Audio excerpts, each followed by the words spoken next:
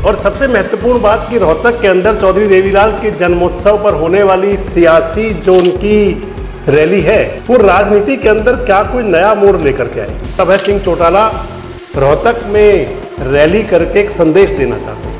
अभय सिंह चौटाला कई बार अपने भाषणों के अंदर हुड्डा परिवार को घेरते हैं, कहते हैं कि बीजेपी की सरकार बनवाने वाले ही हुड्डा साहब है। हमारे बारे में हुड्डा ने प्रचार किया लगातार 2 साल तक कि इंडियन नेशनल लोकदल पार्टी वाले तो वोट काटू है, और ये भी कहते थे ये बीजेपी से मिले हुए बीजेपी की बी टीम है। अब अभय चौटाला जी के बारे में तो मैं क्या कहूँ, 11 साल से अभय चौटाला जी दिन और रात हुड्डा साहब का और मेरे नाम का जाप करती। अब पता लग गया कि नहीं लग गया बी टीम कौन है? अब पता लग गया कि बी टीम भूपेंद्र सिंह हुड्डा और उसका छोरा है। किसकी कठपुतली और किसके इशारे पे रोहतक में रैली कर रहे हैं पूरे प्रदेश को पता है, और इन्हीं कारनामों की वजह से इनकी पार्टी खत्म हुई है। मैं कितने दिन से लगातार ये बात कह रहा हूं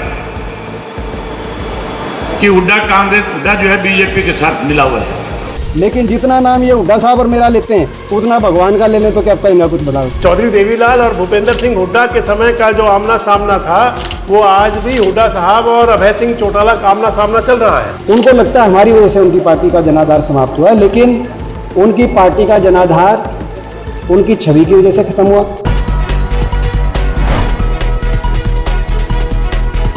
दोस्तों नमस्कार, मैं संजय मग्गू और मौजूद है देश रोजाना के डिजिटल मीडिया मंच पर। आपसे बात करने चला हूं हरियाणा की राजनीति को लेकर।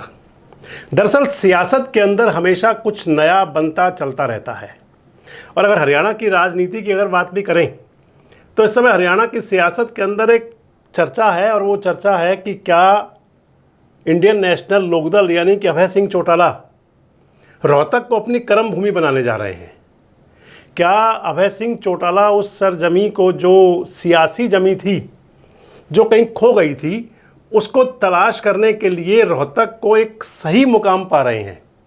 और सबसे महत्वपूर्ण बात कि रोहतक के अंदर चौधरी देवीलाल के जन्मोत्सव पर होने वाली सियासी जो उनकी रैली है वो राजनीति के अंदर क्या कोई नया मोड़ लेकर के आएगी।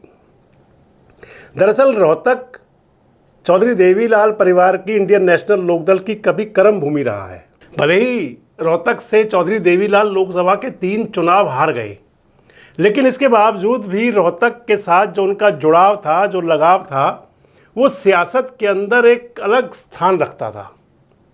और चौधरी देवीलाल के रोहतक से जो लोकसभा चुनाव अगर हारने की बात भी आती है तो उसके पीछे भी एक मेन बात आती है कि लोगों का वो वाला गुस्सा था जिसके अंदर कहीं अपनत्व छुपा हुआ था। दरअसल 1989 में चौधरी देवीलाल जब हरियाणा के मुख्यमंत्री थे, और हरियाणा के मुख्यमंत्री रहते हुए उन्होंने लोकसभा का चुनाव लड़ा था। वो दौर था जब उन्होंने कांग्रेस पार्टी और राजीव गांधी की सल्तनत जो उस समय चल रही थी उसको पूरे देश के अंदर चुनौती देने के लिए एक तीसरा मोर्चा खड़ा किया था। चौधरी देवीलाल खुद चुनाव लड़े लोकसभा का, और लोकसभा का चुनाव लड़ने के लिए जिन सीटों का चौधरी देवीलाल ने चयन किया उसके अंदर एक रोहतक थी, हरियाणा की रोहतक लोकसभा, दूसरी राजस्थान की सीकर लोकसभा थी, और तीसरी लोकसभा थी पंजाब की फिरोजपुर। पंजाब के फिरोजपुर को हार गए और रोहतक और सीकर को चौधरी देवीलाल जीत गए। 2 लोकसभा जीतने के बाद क्योंकि ये खाली करनी थी तो चौधरी देवीलाल ने प्राथमिकता सीकर को दी, जिस सीट पर वो बलराम जाखड़ को चुनाव में हरा करके सांसद बन करके आए थे। चौधरी देवीलाल देश के उप प्रधानमंत्री बन गए, लेकिन रोहतक लोकसभा छोड़ने को लेकर के रोहतक की जनता में चौधरी देवीलाल के प्रति एक गुस्से ने जन्म ले लिया, क्योंकि वो अपनत्व था पहले, और अपनत्व से जब उन्होंने लगा कि चौधरी देवीलाल ने उनकी सीट को छोड़ दिया, हालांकि उस दौरान में कोई उपचुनाव नहीं हुआ था। चौधरी देवीलाल भले ही सांसद अपना सीकर के रहे डिप्टी पीएम रहते हुए, लेकिन इसके बावजूद भी रोहतक से कोई नया चुनाव नहीं हुआ था, इसलिए कह सकते हैं कि वहाँ भी निगाह थी। परंतु जनता के बीच किसी भी प्रकार का एक ऐसा संदेश था कि आखिर चौधरी देवीलाल ने हमारी सीट छोड़ी क्यों, जिसे आप सियासत के अंदर समझ सकते हैं। उसके बाद 3 चुनाव लोकसभा के लगातार हुए, लगातार 3 चुनाव लोकसभा का लड़े चौधरी देवीलाल 1991 में, 1996 में और 1998 में, और तीनों चुनावों के अंदर भूपेंद्र सिंह हुड्डा ने चौधरी देवीलाल को हरा दिया। 1991 में तो मार्जिन बड़ा था, और 1998 में वो मार्जिन मात्र 300 वोट के आसपास रहा। लेकिन सियासत के अंदर जो जीता वही सिकंदर। तो चौधरी देवीलाल 3 लगातार चुनाव हारे। और अपना तो इसलिए कह सकते हैं कि जब 1999 का लोकसभा चुनाव आया तो उसी रोहतक ने चौधरी देवीलाल के नुमाइंदे के तौर पर कैप्टन इंदर सिंह को सांसद बना दिया। 2004 में फिर चुनाव हुआ, हालांकि फिर से हुड्डा साहब जीत गए। और 2004 का उपचुनाव, 2009, 2014 फिर दीपेंद्र हुड्डा चुनाव जीतते रहे और आज भी दीपेंद्र हुड्डा सांसद हैं। इस बीच में चौधरी देवीलाल का परिवार बटा भी। पहले बटा कि जब चौधरी ओम प्रकाश चौटाला और रंजीत सिंह अलग अलग हुए, और उसके बाद बटा जब अजय सिंह चौटाला और अभय सिंह चौटाला अलग अलग हुए। यानी कि परिवार के अंदर खूब बिखराव आए। और आज की स्थिति में अगर कहें तो इंडियन नेशनल लोकदल, जिसे एक माना जा सकता है कि चौधरी देवीलाल के प्रभाव में काम करने वाली पार्टी या चौधरी देवीलाल की जो राजनीतिक विचारधारा है उसको साथ लेकर चलने वाली पार्टी, तो उस पार्टी के जो सर्वे सर्वा अभय सिंह चौटाला हैं, और अभय सिंह चौटाला रोहतक में रैली करके एक संदेश देना चाहते हैं। अब वो संदेश कौन सा है, कैसा संदेश दे पाएंगे? दरअसल आजकल अभय सिंह चौटाला खासे सक्रिय हैं और निशाने पर उनके रहते हैं भूपेंद्र सिंह हुड्डा और दीपेंद्र हुड्डा। अभय सिंह चौटाला कई बार अपने भाषणों के अंदर हुड्डा परिवार को घेरते हैं, कहते हैं कि बीजेपी की सरकार बनवाने वाले ही हुड्डा साहब हैं। आप सुन लीजिए। हमारे बारे में हुड्डा ने प्रचार किया लगातार 2 साल तक कि इंडियन नेशनल लोकदल पार्टी वाले तो वोट काटू है, और ये भी कहते थे ये बीजेपी से मिले हुए बीजेपी की बी टीम है। अब पता लग गया कि नहीं लग गया बी टीम कौन है? अब पता लग गया कि नहीं लग गया बी टीम कौन है? अब पता लग गया कि बी टीम भूपेंद्र सिंह हुड्डा और उसका छोरा है। मैं कितने दिन से लगातार ये बात कह रहा हूं कि हुड्डा जो है बीजेपी के साथ मिला हुआ है। मैंने खुल के प्रेस के लोगों के सामने ये कहा है कि किसी भी सार्वजनिक मंच पे आ जाए ये बाप बेटा, अगर ये सामने बैठी हुई ऑडियंस को, पब्लिक को अगर सेटिस्फाई कर दे कि हम कांग्रेस बीजेपी से नहीं मिले हुए, मैं राजनीति छोड़ करके घर बैठ जाऊंगा, या मैं ये साबित कर दूंगा कि तुमने किस तरह से भारतीय जनता पार्टी की मदद करी, किस तरह से तुमने कांग्रेस को जो है सत्ता में आने से रोकने का काम किया। ये अब से नहीं, जब से बीजेपी की सरकार बनी तब से दोनों मिलकर के बीजेपी को मदद कर रहे हैं। और इसका जवाब पिछले दिनों दिया दीपेंद्र सिंह हुड्डा ने। दीपेंद्र हुड्डा ने कहा कि अभय सिंह चौटाला को केवल हम ही दिखाई देते हैं, हुड्डा परिवार दिखाई देता है। आप दीपेंद्र हुड्डा को भी सुन लीजिए। सरकार बनी, मुख्यमंत्री हैं कुरुक्षेत्र के,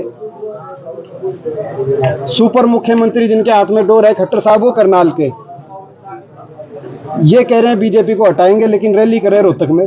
रोहतक में तो बीजेपी हटाई है, एक भी सीट नहीं बीजेपी। तो किसकी कठपुतली और किसके इशारे पर रोहतक में रैली कर रहे हैं पूरे प्रदेश को पता है, और इन्हीं कारनामों की वजह से इनकी पार्टी खत्म हुई है। हाँ, मगर भाई इनका फ्रस्ट्रेशन है, हमारा नाम लेते हैं, हमें तो अच्छी बात है क्योंकि चर्चा में हम ही रहते हैं, लेकिन जितना नाम ये हुड्डा साहब और मेरा लेते हैं उतना भगवान का ले लें तो क्या पता इनका कुछ बड़ा हो। अब अभय चौटाला जी के बारे में तो मैं क्या कहूँ, 11 साल हो गए हम देखते हैं, 11 साल से अभय चौटाला जी दिन और रात हुड्डा साहब का और मेरे नाम का जाप करते हैं।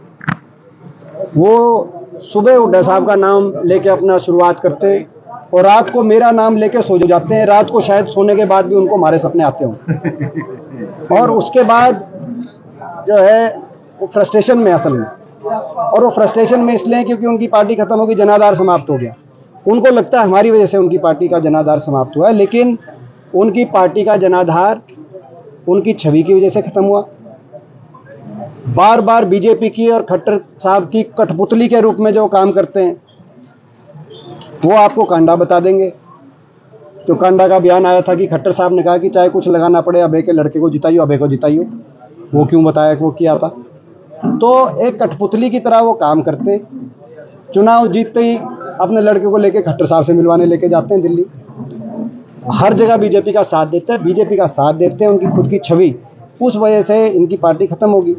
लेकिन फ्रस्ट्रेशन में नाम हमारा लेते हैं। तो इसका मतलब मान लिया जाए कि ये दोनों परिवार जो कभी सियासत के अंदर आमने सामने थे, एक बार फिर से आमने सामने हैं। चौधरी देवीलाल और भूपेंद्र सिंह हुड्डा के समय का जो आमना सामना था, वो आज भी हुड्डा साहब और अभय सिंह चौटाला का आमना सामना चल रहा है। और अभय सिंह चौटाला कह रहे हैं कि रोहतक की रैली एक नया संदेश देगी। अभय सिंह चौटाला कह रहे हैं कि रोहतक की रैली जनता के बीच सियासत के तौर पर एक नया मुकाम स्थापित करेगी। अब अगर देखें तो पिछले दिनों में अभय सिंह चौटाला ने कई ऐसे लोगों को अपने साथ जोड़ा जो हुड्डा परिवार के नज़दीक भी हैं, और उसको बड़े स्तर पर उसको मीडिया के अंदर भी स्थान मिली, जगह मिली, स्थान दिया गया। और अभय सिंह चौटाला लगातार कह रहे हैं कि वो एक बार फिर से उन सभी को इकट्ठा कर रहे हैं जो चौधरी देवीलाल की, ओम प्रकाश चौटाला की कभी सियासी बगिया के अंदर चहका महका करते थे। अब आने वाले समय के अंदर ये तय होगा कि ये रैली कितना असर करेगी, क्या अभय सिंह चौटाला कितनी बड़ी चुनौती पेश कर पाएंगे हुड्डा परिवार के लिए, भूपेंद्र सिंह हुड्डा और दीपेंद्र हुड्डा के लिए, और क्या वो रोहतक जिसने कभी सर आंखों पर बिठाया था चौधरी देवीलाल को और उनके परिवार को, क्या वो रोहतक फिर से इंडियन नेशनल लोकदल की तरफ अपने कदम बढ़ाएगा आगे। दरअसल हरियाणा की सियासत आने वाले दिनों में कई रंग लेगी, कई मोड़ लेगी, और उन रंगों के अंदर एक रंग ये भी होगा। आपको क्या लगता है, क्या रहेगा? क्या अभय सिंह चौटाला रोहतक से कोई बड़ा संदेश दे पाएंगे? क्या अभय सिंह चौटाला और इंडियन नेशनल लोकदल हुड्डा परिवार को, खासकर हुड्डा परिवार को, कोई चुनौती दे पाएंगे? और क्या रोहतक, जिसको चौधर की राजनीति के नाम पर कभी लिया गया, क्या वो आने वाले समय में सत्ता की कुर्सी, सत्ता की चौधर बदल सकती है? कमेंट बॉक्स में जरूर बताएं। जुड़े रहें हमारे साथ, देखते रहें देश रोजाना। हमारे साथ जुड़े रहने के लिए सब्सक्राइब करें देश रोजाना के YouTube चैनल को, और नई वीडियो की नोटिफिकेशन पाने के लिए बेल आइकन जरूर दबाएं। अगर आप ये वीडियो Facebook या Instagram पर देख रहे हैं तो पेज को लाइक और फॉलो जरूर करें और ज्यादा से ज्यादा शेयर करें।